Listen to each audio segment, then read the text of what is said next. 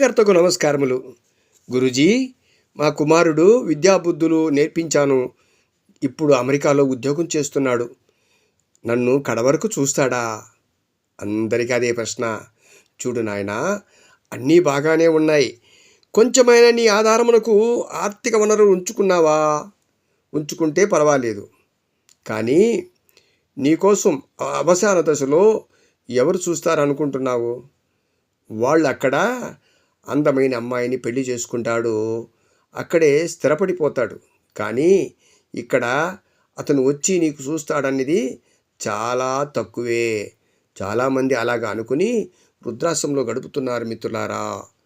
రెక్కలు వస్తే వాళ్ళు ఎగిరిపోతారు.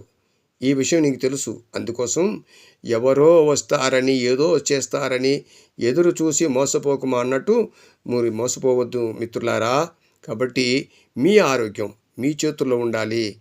ఎప్పుడు కూడా అవసాదంత వచ్చే లోపల మీరు ఆరోగ్యంగా ఉండడానికి మొట్టమొదటి నుండి ఆర్థిక వనరులను మీ పక్క కొంచెం ఉంచుకోవడానికి ప్రయత్నం చేస్తూనే ఉండండి మిత్రులారా.